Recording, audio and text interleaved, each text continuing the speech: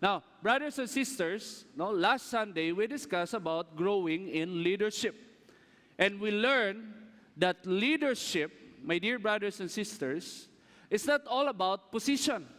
No, you can be a leader in your own way. Because the bottom line of leadership is inspiring others for Jesus. No, you want people to bring them in the presence of God. You want them to follow Jesus, and that is leadership, very basic leadership. And we learn that we are born to lead, we are called to lead, and we are empowered to lead people for Jesus. Amen? No, we are born, we are called, and we are empowered to lead for Jesus. And that's our encouragement for all the congregation. Maybe for now, makayong ka, Pastor, dili pa yun kayo na ako feel ang leadership or wala dyan kayo ko'y makita nga na ako'y leadership abilities. But you know what? No, time will come, no, you will realize, and time will come, you will be challenged, and time will come, you will stand for God. No, you will stand for your faith, you will stand for God, and you will lead others for Jesus. No, so nindot kayo hunaw-hunaw igsuon nga matag usa ka nato, no, kung kinamagwangan ka sa pamilya, ikaw ang breadwinner, ikaw ang papa, mama, no, ikaw ang sa trabahuan, no, ikaw ang kinamagwangan dito. No, so naay challenges, naay hagit igsuon na kinahanglan mo rise up jud ka. No, kay gamiton ka sa Ginoo whether you like it or not. God will use you. No, God will use you. And that is not for your glory, that is for His glory alone. No, so we aspire here in this church that every one of us will rise up as a leader for Jesus. Amen? Inay mong katapad, you are a leader. You're a leader, Brad. You are a leader. No? And you will lead others for Jesus. And now, brothers and sisters, since we discussed about leadership, and I want you to understand that when you begin to rise in leadership, you will become the hot target of the devil. Ouch. No? Pag musugod na day kag pangamot diha sa buluhaton sa Ginoo, no, target na ka ni Satanas. And in fact, in Matthew chapter 4, si Jesus, wala pa siya nagsugod siyang ministriya, gitintal na siya ni Satanas. No? Kuyaw kayo. Wala pa yun. Wala pa napadayag ang leadership. Wala pa napadayag ang buluhaton ni Kristo, nag-una na si Satanas igsuon. No, nag-una na. No? So unsa na lang kita igsuon, nga bunga kita, no, sa gibuhat ni Kristo sa cross. No, so when we realize that God called us to lead others for His glory, when we realize that God called us to inspire others to follow Jesus, then you also realize that you are the hot target of the devil.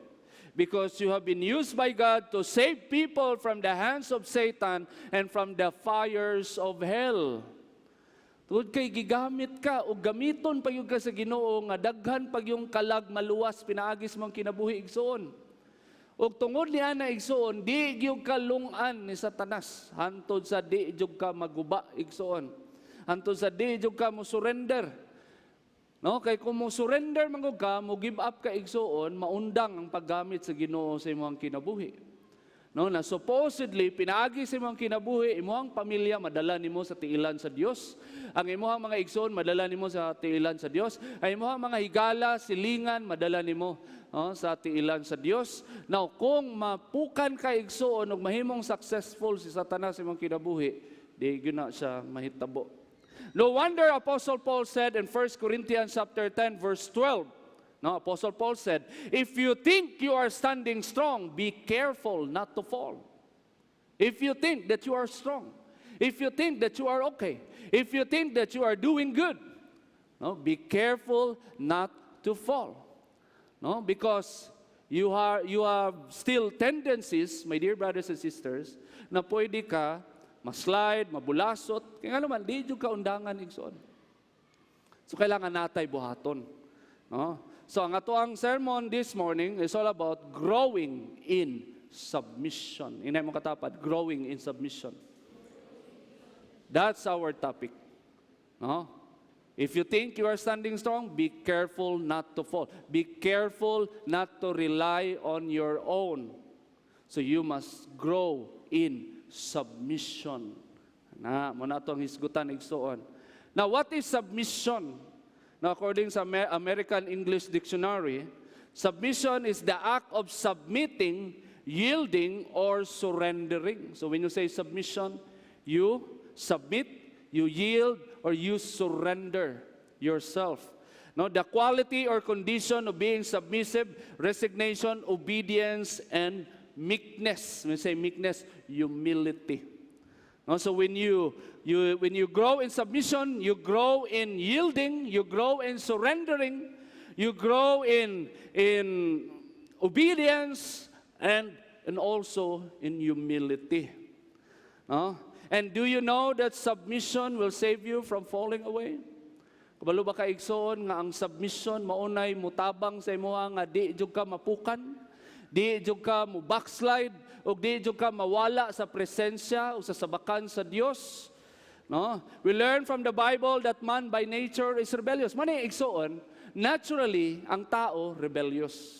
Naturally, kita rebellious ta, naturally. Wala pa ta sa sabakan sa Ginoo, grabe ta ka rebellious. No? Kinsa ba diri wala katisting wala nakiglali siyang mama papa? Pastor murag tanan jud. No? Kinsa ba diri wala katisting nga don't step on the grass pero nitamak yun ka. Nakatamak yun. No? Kinsa ba diri na perfect yun din mo tanang balaod, no? Tanang traffic, no, pag red, mo stop jud ka, pag green, mo go jud ka, no, pag yellow, mo minor ka, pero lahi man karon no, pag yellow, musulpot. Oh, yellow na. 120 na ang dagan. No? You know, man by nature is really rebellious, and it is really true. According to the Bible in Ephesians chapter 2, verse 1 to 3, let's read. Once you were dead because you were disobedience and your many sins, you used to live in sin just like the rest of the world, obeying the devil, the commander of the powers in the unseen world. He is the spirit at work in the hearts of those who refuse to obey God. That's us before. We refuse to obey God because we were so rebellious. Walang bisag unsay balaod ihatag sa ato curfew alas 8 mo uli 8:30. Ana. Bawal mangluwa, naadyoy mangluwa. No, bawal mo agi diri. No, nagan itoy pag-visit sa Pope sa Pilipinas, no, grabe bakal-bakal gyud das kang dagko para wa jud mo lampas. No? Pero natoy usa ka lugar nga gi-visit ang Pope nga choklay gisulat. Oh, choklay gihimong barrier, tanang tao ni follow sa chok. No? Yan naman, because we have a lot of tendency to become rebellious because according to the Bible, we were obeying the devil, the commander and the powers in the unseen world, the spirit at work in the hearts of those who refuse to obey God. Before, we refused intentionally to obey God. And so that's why we became rebellious. Now, all of us used to live that way, following the passionate desires and inclination of our sinful nature. By our very nature, we were subject to God's anger just like everyone else. Before, we were enemies of God. Kalaban ta sa Ginoo sa una. No? Kung imo halaging isa-isahon, kung naay TV, tapos ipakita ta ng binuhatan nimo, makaingon jud ka, kalaban jud ay kus Ginoo. Grabe. Ako ang mga binuhatan, grabe. Di nimo kaya tan-awon igsoon nga walay pamilok. No? Kay di jud nimo madrawing ang imong binuhatan sa una. Unana ta ka rebellious sa una. And then when we came to Jesus, no, the key or the cure for that nature is submission. No? Submission is the key to cure man's rebellious sinful nature. So I will share to you 4 important biblical principles of submission that I truly believe it will help you to become a powerful believer, a powerful leader Because bottom line, ang gusto sa Ginoo igsoon, gamiton ka. No naa nagmaayo. Ang gusto sa Ginoo, pinaagi sa mga kinabuhi, daghang tao maluwas igsoon. Unay gusto sa Ginoo. That's His desire. That everyone will come to know our Lord Jesus Christ. Everyone will be saved. Munay gusto, munay desire sa Ginoo. O gamiton ka sa Ginoo. Munang, I want you to understand carefully the principle of submission. Because this principle is the cure for our rebellious nature. No? So important biblical principles of submission. First, number one, submission to God is protection against the devil. Do you know that? Your submission to God is protection against the devil. So, if you want to understand what is the motive, unsa day goal ni Satanas sa imuhang kinabuhi igsoon? No, you can learn that in John chapter 10 verse 10a.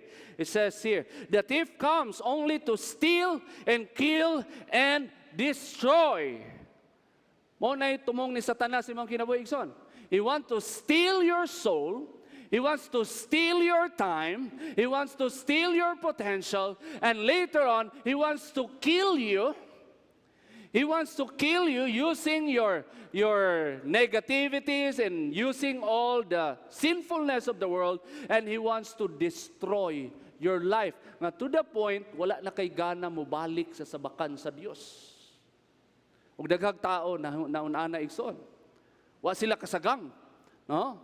Natuman jud ang pagbuot ni Satanas silang kinabuhi. Gikawat ang ilahang potentials. Gikawat ang ilahang leadership. Gikawat ang ilahang mga natunan. No, gikawat ang unsay naa sila nga supposedly gamiton nila para sa kahimayaan sa Dios, pero gikawat ni Satanas. And then later, gipatay ang ilahang espiritu. And then later, giguba ang ilahang kinabuhi.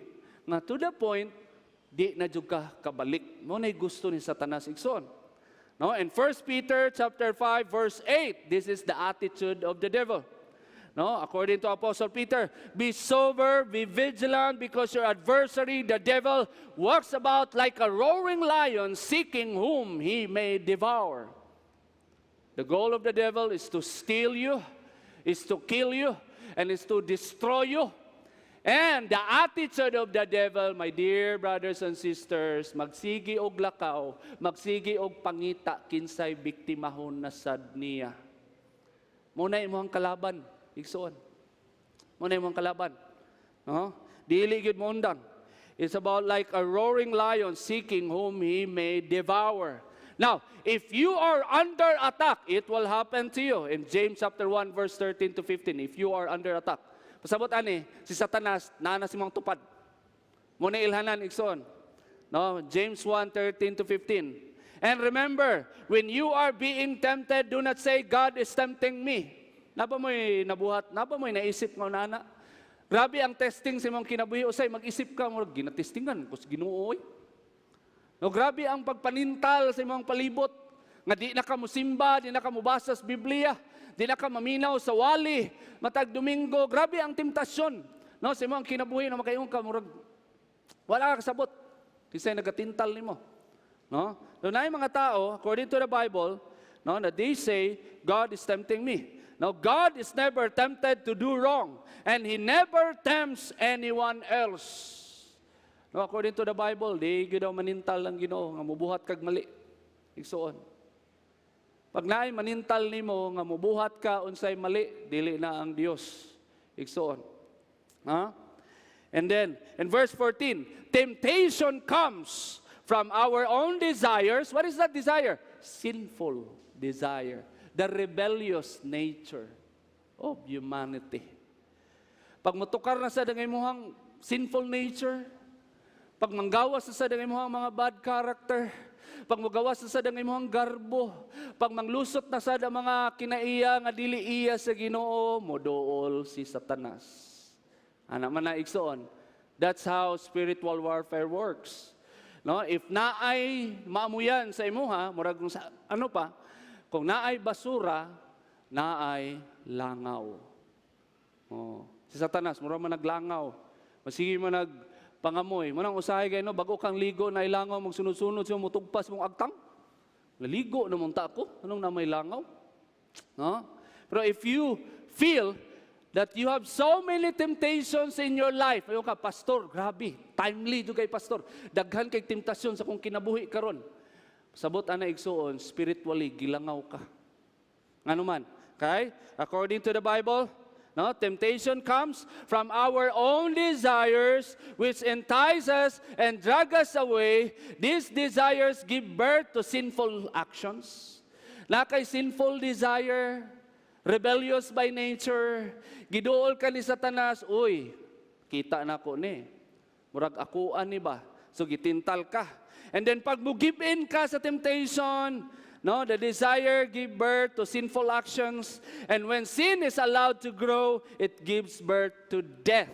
So katong giingon nato ganina nga John chapter 10 verse 10a, the thief comes to steal, kill and destroy. Diha mahimong successful igsuon. Mahimong successful. Ang goal ni Satanas sa imong kinabuhi nga ma-destroy, maguba jud ka, no? So karon, unsa ato ang buhaton igsoon? James chapter 4 verse 7. Kung ano gingon sa pulong sa Ginoo. Submit yourselves then to God. Resist the devil and he will flee from you. Submit yourselves. That's submission. Submission is your only way to get rid of the devil. No? Submission, my dear brothers and sisters. When you say submission, you submit to God, you surrender your will, and you humble down before the Lord, and you tell God that, God, I will obey you from now on. You are the Lord of my life. You are my God now, and not the devil. Amen? Now, that is submission. Now, if you have that conviction, then you can resist the devil. Diha pa igsoon. Unay mga tao nga grabe gud ang struggle sa kinabuhi, no? Grabe fighting for temptation, fighting against temptation. Grabe ang pagpanintal sa palibot, no? And there's makaingon jud ka nga struggle jud kay grabe lisura yun aning ginatintal ta kada adlaw oy. No? Pero di jud ka mo daog-daog igsoon, balik-balik lang yun ang sala nga imong pagabuhaton sa imong kinabuhi. Nga naman, tungod kay naay kulang igsoon. No, naay kulang, no? Motong giingon sa James 4:7, submit yourselves before God. That's the first, that's the biggest decision, that's the most important part of your battling against the forces of darkness. You must submit yourselves.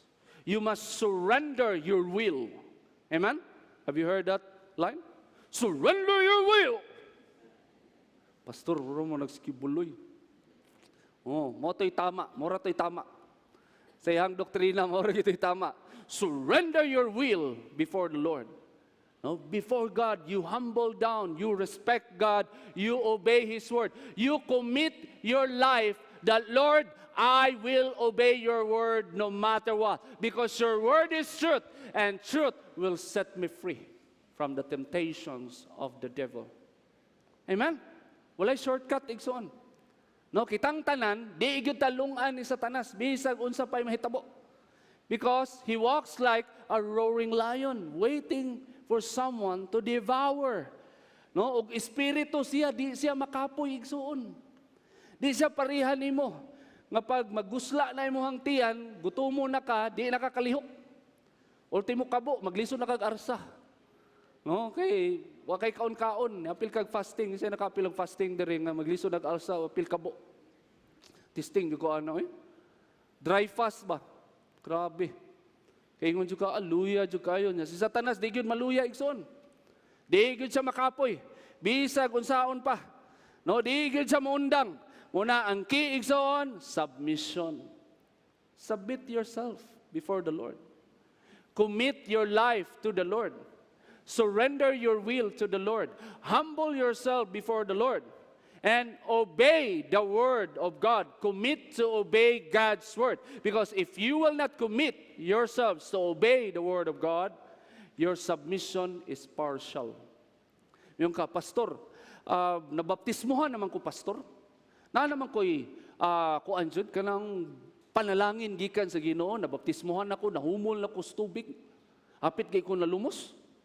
Unahan jud ka tinuod ako ang baptism. Gisurrender na gyud ako sa Ginoo. pastor. Oh, nya nganong nagkabudlay-budlay manghihapon ka? Naman ko usay pastor nga lisod kay ang pulong sa Ginoo tumanon pastor ba? That's partial submission.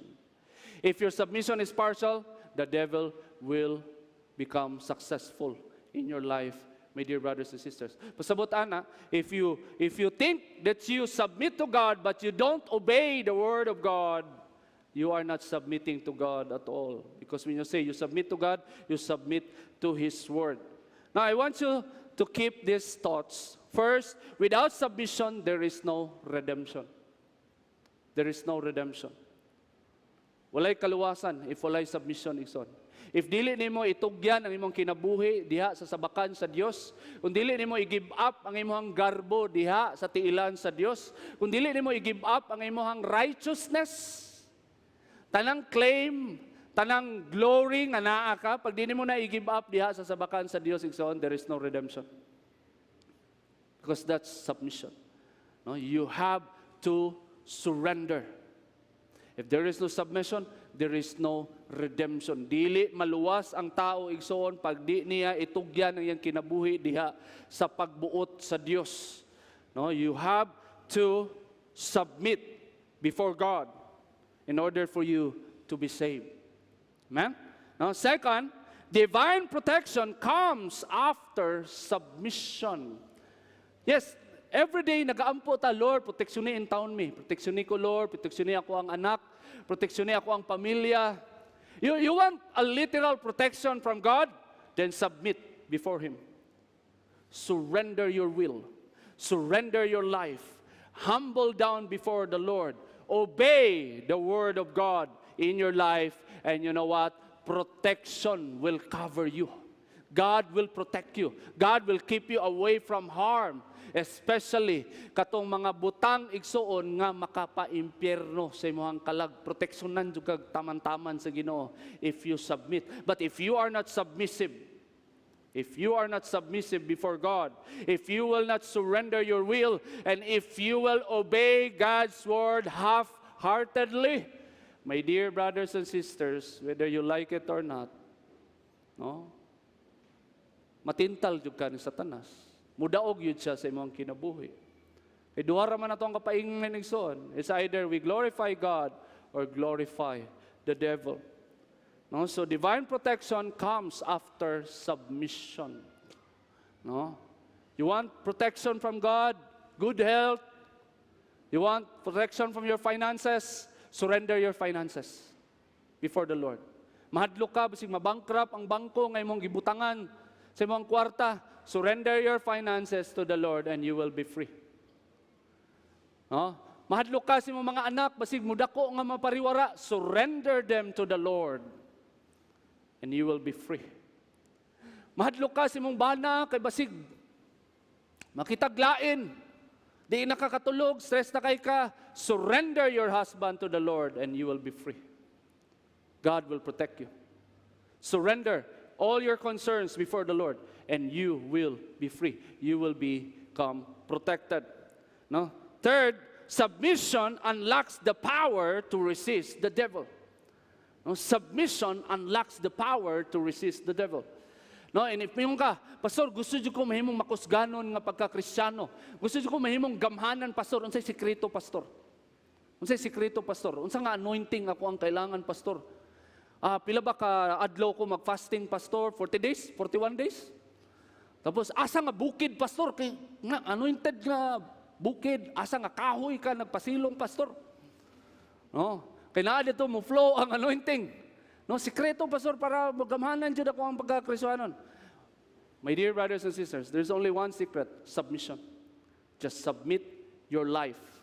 Surrender your life. Surrender your ego, surrender your pride, surrender your self-righteousness, surrender your concerns, surrender your problems, surrender even the temptation that you are having right now. Surrender it to the Lord, and I know God will give you the power to resist the devil. Surrender it to the Lord. Amen? That is, submission to God is protection against the devil. Oh, grabe. Gamiton ka sa Ginoo igsoon. Daghan kayong tao nga gusto sa Ginoo maluwas, pinaagi sa imong kinabuhi igsoon. Kung kabalo lang ka, no? So karon pa lang daan igsoon, pagmata na, open your eyes, open your mind, open your heart, and receive the revelation of God's word that without submission, you will never become an overcomer against the works of the devil. And you will never fulfill the God-given purpose in your life if you will not submit to Him and to His word. Amen? Huh? That is the first principle. Submission to God is protection against the devil. No? The second principle that I will share to you. Submission to authorities is submission to God. Amen? Submission to authorities is submission to God. Now, my dear brothers and sisters, no? When you say you submit to God, Lord, I submit to you, I surrender my will to you, and I surrender, and I follow you, and I obey your holy word, then there you are submissive. But now, my dear brothers and sisters, our submission to God is not an isolated submission. Naana siya'y sumpay igsoon, naana siya'y connection, o ang pulong sa Dios igsoon. Maunay mugiya sa imuha, mutudlo sa imuha, unsa ng submission. No? So submission to authorities is submission to God. Let's read Romans 13 verse 1. Gingon sa pulong sa Ginoo, it is the word of God that says, everyone must submit himself to the governing authorities. For there is no authority except that which God has established. It's very firm, igsoon. Wala gihangyo. Tanan daw authority nga nag-exist sa kalibutan igsoon, it is God who established it. And that is the word of God. The authorities that exist have been established by God. No, tanan daw klase nga authority ang Ginoo daw ang nagmugna igsoon. That's the word of God. That's why, when you say you submit to God, Lord, I submit to you, I surrender my life to you, and I will obey your word, you cannot skip this part, my dear brothers and sisters. Because submission to authorities is submission to God. Because according to the Bible, there is no authority except that which God has established. Mayroon ka, pastor, apil ng gobyerno diha sa Middle East? Yes. Kana mga Muslim nga president, prime minister, nga mga Muslim, tapos pag madakpan ka nga Kristiyano ka, patyon ka? Yes. Ang Ginoo ang nagtukod sa ilahang authority igsoon. No? So what are the authorities established by God over us? Kita igsoon, nabuhi ta sa kalibutan, nga naagid ta sa ilalom sa mga authorities or leaders. No, these are the authorities established by God over us. First, husband. Wives, your authority is your husband. Tingay mo hang bana. Sinay bana dere. Sir, sorry sir. No? Authority na nimo, mga asawa. No? Pastor, mga good husband lang, pastor. Wala ba giingon diri nga everyone must submit himself to the good governing authorities? Wala ba ya igsoon? No? Ang gingon ba ya diri, submit himself to the governing authorities, for there is no authority except that which God has established. No? Next is parents. No, that is also an authority established by God. First, husband, gi-establish sa Ginoo nga mahimong authority. Second, parents, no, nga mga anak mo submit silang ginikanan. No, teachers, no, niagi ta pagka estudyante, amen. No, niagi ta pagka estudyante, hapit na yung Christmas. Mafilan ako. Kaya naga-twinkle-twinkle lang suga sa stage. No? No, teachers also. Kitang tanan ligson niagi pagka estudyante, nabay wala niagi pagka estudyante diri. Oh, kitang tanan niagi tas kamot sa mga magtutudlo. No? Ikaapat, company and organizational leaders, homeowners association, your boss in the company, your manager, supervisor, they are also leaders appointed by God. Okay, son? No? Husband, parents, teachers, company owners, and organizational leaders, mga homeowners association, presidentes bagtakay. Apil na, pastor, presidentes bagtakay. Basta na leadership according to the Bible. There is no authority except that which God has established. And government leaders, ma-Christian government, ma-Muslim government, ma-Buddhist government, ma-atheist government, they are authorities and church leaders. Now, brothers and sisters, God wants you to submit to all your leaders, and He wants you to make Him the reason of your submission. Kabalo ang Ginoo igsoon nga dili sayon mo submit. Kabalo ang Ginoo ana. Pastor, grabe, based sa revelation sa word Romans 13:1, abi na kog mga spiritual leaders lang ta mo submit. Abi na kog sa mga leaders lang na murag si Jesus ta mo submit. Abi na kog sa mga buutan lang ang mga leaders ta mo sabit. Tanang leaders man di ay igsoon. Pag imuhang mama o papa, di ba na sila perfecto, amen? No? Pag magbinutan imong mama ug papa, diha ka mo submit, muhugas kag plato. Pag magdinautan imong mama ug papa, di ka mahugas og plato, manghasi ka labayon imong plato. No, according to the Bible, all authorities. And God knows it's not easy to submit to all those authorities appointed by God. That's why God wants you to make God the reason of your submission. No, gusto sa Ginoo nga pag mo submit ka sa imong authority, ang imuhang pila ka rason igsuon nganong mo submit ka ang Dios. Mo nay gusto sa Ginoo buhaton nimo igsuon. Dili lalim mo submit og corrupt nga government. Dili lalim mo submit og mga corrupt nga mga officials. Kabalot ana, no? Dili perfect ang Philippine government, no? Ang bugas antud karon mahal gihapon. Sabihan ka, sa una nibutog yun lang tawhana kay ang bugas 20 pesos. Karon grabe mahal kay bugas, di na mi maboto, magrebelde din ako, kuha kag armas. Moapil ka sa mga aktivista. Tapos moapil ka dito sa mga NPA. Di mamatay noong kag sayo. Kaya kato mga ni-apil, nangamatay na, nangapriso na. No?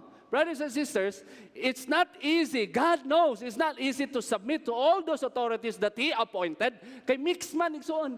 Naay godly, naay dili, naay righteous, naay dili, naay corrupt, naay maayo, naay mga leaders nga naay integrity, naay dili. No? Naay mga leaders na murag si Hitler. No? So, brothers and sisters, gusto sa Ginoo nga si Lord ay mong reason. Let's look at verses nga magpamatuod na when every time you submit to a certain authority, you must do it for the Lord. It's in Ephesians chapter 5 verse 22. Let's look at this.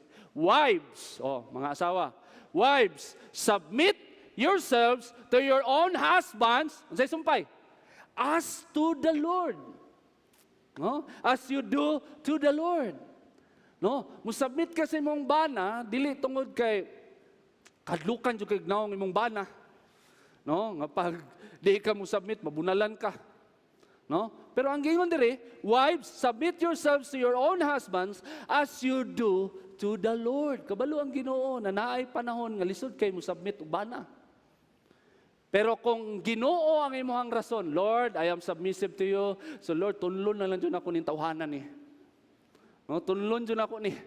Because I am submissive to you. No, as you do to the Lord. Ephesians chapter 6 verse 1. Ngayon diri, children, obey your parents in the Lord. Nakuha na ito igsoon? No? There are so many times it's so hard to obey your parents. There's so many times. Labi na nganay curfew. Nai-disco ba dito sa unahan? Ayog apil. No? Natoy, naami party sa school. Okay, apilo party. Basta sure lang hang alas 8 ka mauli. 8:30 ba magsugod ang party? Dili ka pwede mo apil. No? Sayo na, very unreasonable. But according to the Bible, obey your parents in the Lord, for this is right. No? So wala gi-specify na katulang mga maayo nga parents ang imong i-obey. Sa panahon lang nga maayo imong ginikanan, dito ka mo obey. Pero panahon nga dili sila okay, no? And you will not obey. No? Why you should obey all the time, why you should respect your parents all the time, why you should humble down before your parents. You humbly appeal to them. You are not allowed to disrespect them because you are doing it in the Lord. Amen? Oh, napajod. 1 Peter chapter 2, verse 13. Tanaw na ito igsoon. Submission, making God your reason. According to Apostle Peter, submit yourselves for the Lord's sake. Submit yourself for the Lord's sake to every human authority, whether to the emperor as the supreme authority. Kuya kay igsoon. When you submit to the government, you submit to the government for the sake of the Lord. Kuyaw kay igsoon. You submit for the sake of the Lord. Kuyaw gani kayo ang gibuhat sa mga Christians. Sa grabe nila ka-submissive. Di ba, niabot ang panahon nga giluto sila sa Roman Empire. Tapos kita mo atong video nga gipakaon sila sa mga leon. No? Nag-declare na nga tanang Kristiyano nga dili mo renounce silang pagtuo dakpon, di ba? Tapos ipakaon sa mga leon. And that kind of verdict from the government, kung karon na buhaton igsoon, moingon na jud ang mga Christians, panahon na jud nga mamalitag armas. Girahon na to ning presidente. No? Pero kuyaw kay igsoon, sa grabe nila ka-submissive because they do it for the Lord. They just allow the government. They just allow the government. Wa nila gideny ilang faith o gidawat nila ang verdict sa government nga gipakaon sila sa leon. Kuyaw kayo ang submission. No? Nga naman, because they are doing it not for the government, but for the Lord. Kuyaw kay igsoon. Submission. No? Submission to authorities is submission to God. No? So let's look at the government condition in Paul's time. Panahon ni Apostle Paul igsoon, gisulat niya ang letter to the Romans 57 AD. Mao nay pagsugod, no, ang emperor ana si Emperor Nero. No, siya ang emperor si Nero Claudius Caesar. Og pagsugod ni Emperor Nero, dili pa siya bulay-og yun nga leader. Tarong-tarong pa yang paminsar. Okay pa yang paminsar, no? And then for the theologians, gi-prepare ni Apostle Paul ang mga Christians para sa unsay buhaton ni Nero in the future. So nagtudlo si Apostle Paul, di ba, sa Romans 13 verse 1. Everyone must submit himself to the governing authorities because there is no authority except that which God has established. And then, asa na ilado si Emperor Nero? Known for burning Rome to rebuild it for his liking. No, gipasunog niya ang Rome. Igsoon. Kay gusto niya tukuron og usab nga siya ang mahimaya, siya ang manayang trip. Yawa tawano eh. Wa siya kaangay sa inyong balay, sunugon niya, patukuron niya balik. Wa siya kaangay sa imong make-up, sunugon niya. Make-upan ka niya usab. No? So diha sa nailado igsoon, gipasunog niya ang Rome. And then, treatment for Christians. Hated Christians, blaming them for burning of Rome. Siya ang nagpasunog, ang mga Kristiyano iyang gibasol. Kuyaw kaayo. Very wicked, very unrighteous. So giblame niya ang mga Christians sa nasunog na Rome, and then he started persecution of Christians at 64 AD. 64 AD igsoon, nagsugod na paglutos si Nero sa mga Christians.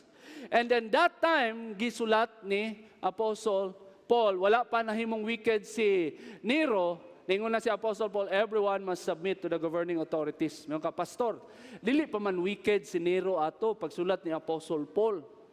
Di pa man siya wicked. So wala pa kabantay sa Apostle Paul nga dautan ditong tawhana. So mausap siguro to, everyone submit himself to the good governing authorities. No? Naun tay good nga word dito, pero wala man. Karon, do you know, my dear brothers and sisters, when Apostle Peter wrote the First Peter, chapter 2, kabalo ba kaigsoon, unsang panahon na nagisulat ni Apostle Peter? Panahon nga evil na si Nero. No? Gisulat na, my dear brothers and sisters, 64 AD.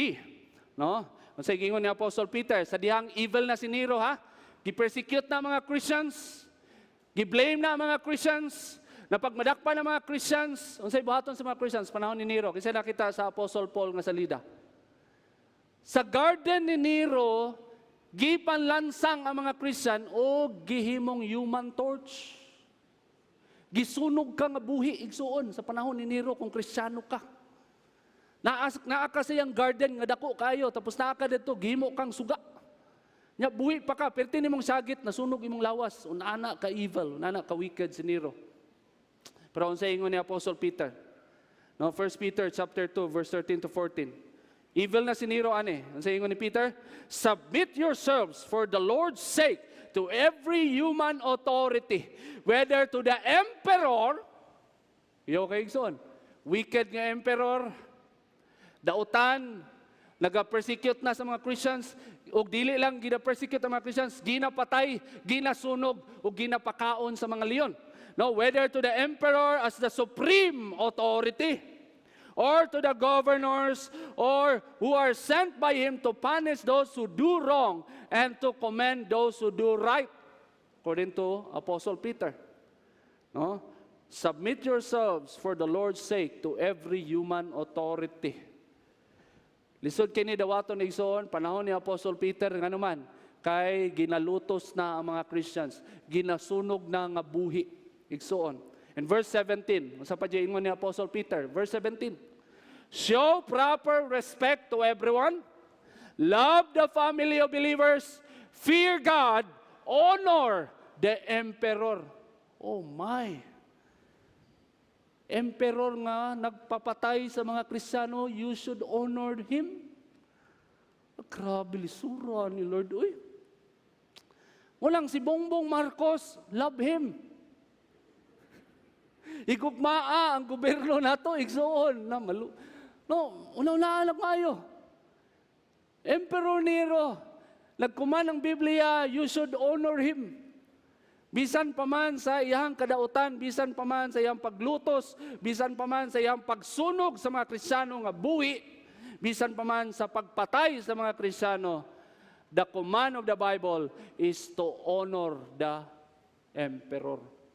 Iyo kay igsoon. No? So, ang pangutana, mo ni, how do we respond to leaders who are as bad as Nero? Na pastor, saan man nato ni pastor? No, kung leader nga pariha kay Nero nga leader nga mangsunog og naw. No? Tanang pagbaglagot sunugon ka. No, sa man nato ang buhaton aning mga tawhana. No, moapil ta sa mga aktivista, mag-akbayan ta, anak bayan, anak pawis. Moapil ta didto, Christian anak bayan version. Tapos magwelga ta, mo ba ato ang buhaton? Magsagit-sagit ta dito sa park, ibagsak, ibagsak, itaas, ibagsak. No, wilga-wilga ta dito. Unsa ingon sa Biblia igsoon? I-follow na to unsa ingon sa Bible.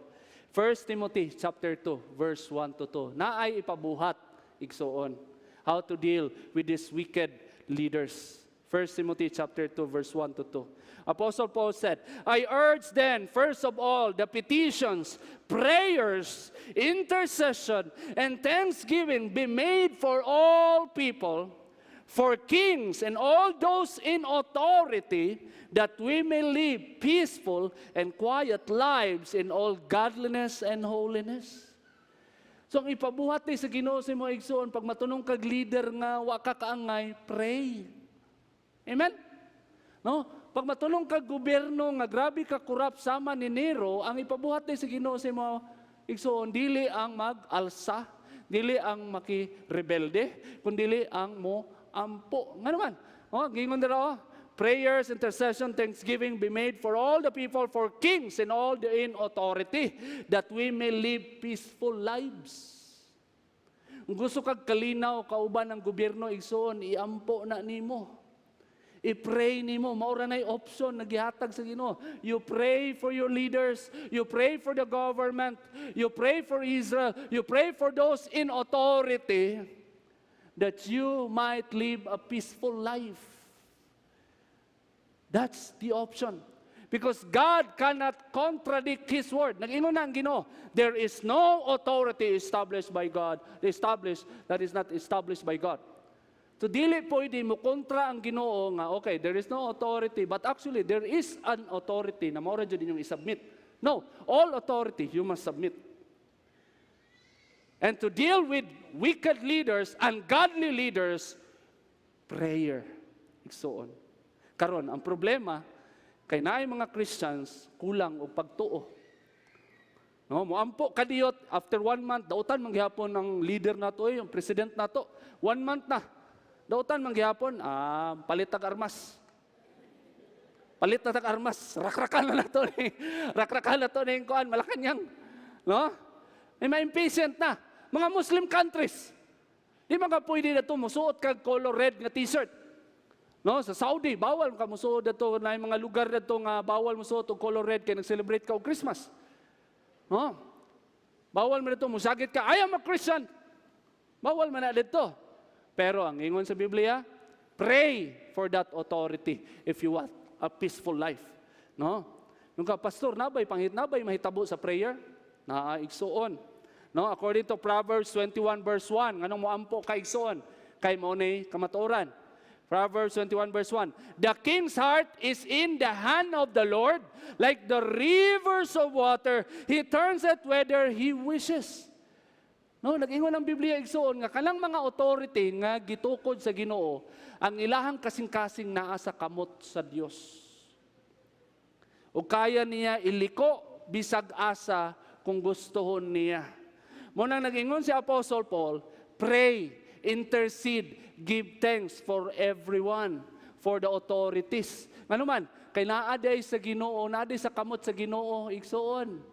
Ang kasing-kasing sa tanang leader, masig unsa pa na sila kadautan, masig same sa mga emperor, kaya na siya bag-uhon sa Ginoo. So there is trust in God when you submit. No? In Psalm 75 verse 7, gingon diri igsoon, it is God alone who judges. He decides who will rise and who will fall. Ang Ginoo lang. In Jeremiah 22 verse 4 to 5, no, nag-ingon diri, no, si Prophet Jeremiah. Prophecy.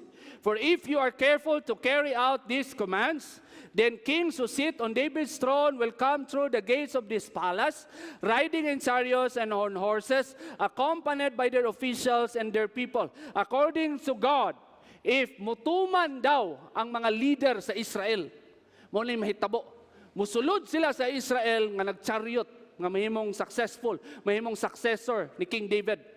They will become victorious and they will become prosperous. Pero in verse 5, nag-ingon ang Ginoo, nag-warning sa mga leaders.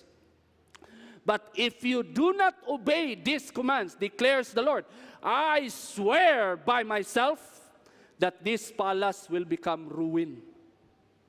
Kuyaw kayo igsuon. Ang mga leaders, authorities, mayroon kaaya sa mga authorities, no? Ampo, raday ato ang pwede buhaton pag magkinaunsa. Pag magkinaunsa ang government, kung tayo mo declare ang government, kalutuso na mga Christians, dili ta pwede magrebelde sa gobyerno, igsoon. Pag magtinatakay ng 666, bawal mo appeal og NPA. Dili ta pwede magrebelde. Pwede ta mutago, pero di ta pwede magrebelde. Igsoon. So, unsay dapat buhaton? Ang gingon sa Biblia, pray. Nga naman, kay naa sa kabot sa Ginoo ang kasing-kasing sa mga leader.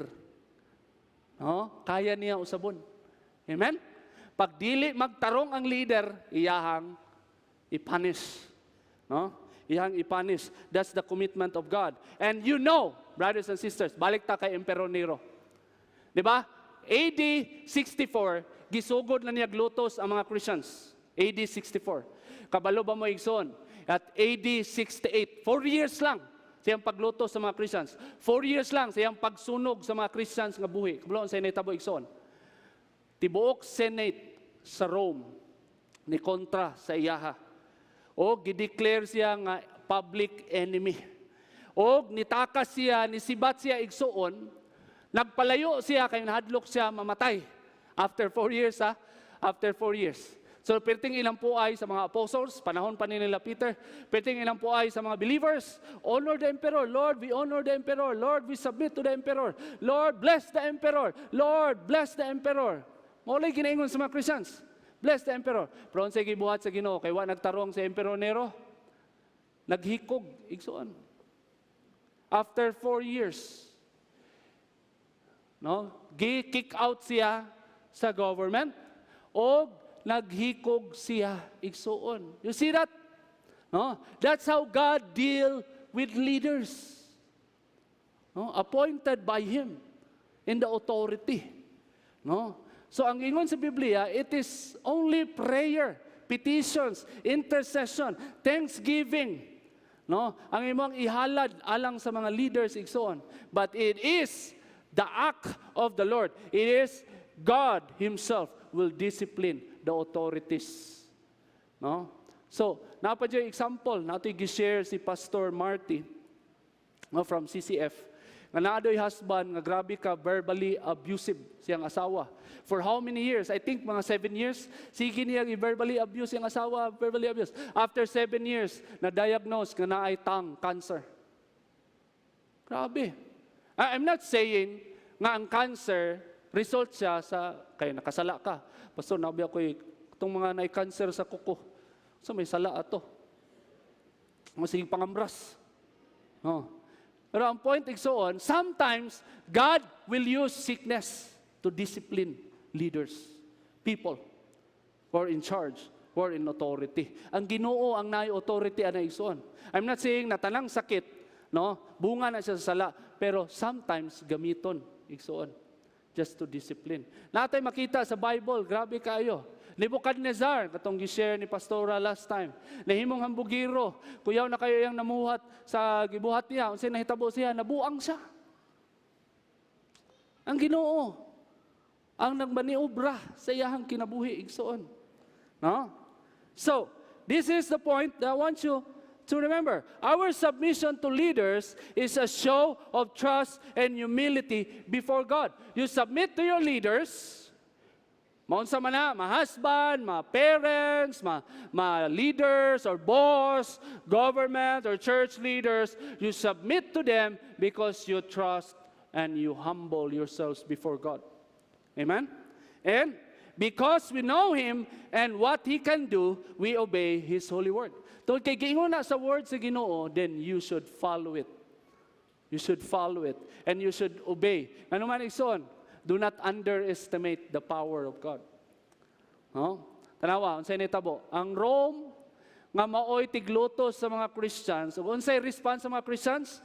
Wala nagrebelde, wala nagtukod og military group nga Christian for the glory of God destroying the Roman Empire. Wala yun wala kay mabasa nga record igsoon. Ang ibuhat lang sa mga Christians, padayon lang sila og ministry, padayon sila pray. Pero unsay nitabo igsoon? The Roman Empire before, nga mao'y tigluto sa mga Christian, it become now the city of Pope. Palakpakan na itong Ginoo. That's why, do not underestimate the power of prayer. Kanang ang Roman Empire, mahimong city of Pope, di na alalim, igsoon, di na basta-basta. No? Ang pag-change sa Ginoo sa Roman Empire into a city of Pope, mao'y sentro sa Christian religion, no? Yung ka, pastor, di ba Christian ang Catholic? Pero di man ta, we cannot deny, nagikan ta dito. No? Ug mao'y gigamit sa Ginoo nga mao'y ilhanan, nagamhanan ang Dios. No? Kuyaw kayo. Now, why God wants you to submit to your leaders? I learned this from CCF. Christ Commission Fellowship. Mo na ilang major point ni Pastor Marty Okaya. I watched the whole sermon. Actually, all my sermon, they're based, majority of them, I so agree with the principle of the Christ Commission Fellowship. No? So, ang sa ingon ni, many points, major points. Why God wants you to submit to your leaders? Number 1, you submit to your leaders because it is submission to God. You submit to your leaders because it is submission to God. When you submit to your leaders, you submit to God. When you disobey your leaders, you disobey God. Ana na siya igsoon. When you rebel against your leader, you rebel against God. No? And then second, it is protection from God. you submit to your leaders, it is protection from God. The purpose of the government is to protect you. Amen? The purpose of your parents is to protect you. The purpose of the husband is to protect the wife. The purpose of your teachers is to make you learn and you are safe in the school. Your boss, no, all the leaders, especially church leaders, the purpose is to protect your soul. Next, you submit to your leaders. Why? Because it is guidance from God. Where did you get your guidance?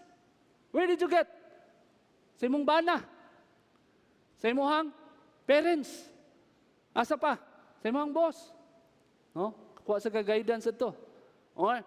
Sa mga government officials, mutudlo sila, senro. Bago lang nagseminar ang senro sa MOA. Kung saan mag-segregate, guidance. And then, church leaders, gamiton sa Ginoo to give you guidance. And then fourth, we submit to leaders because we are ambassadors of God. Muna yung nakanindot igsoon. Masing unsa pa ka-wicked ang government.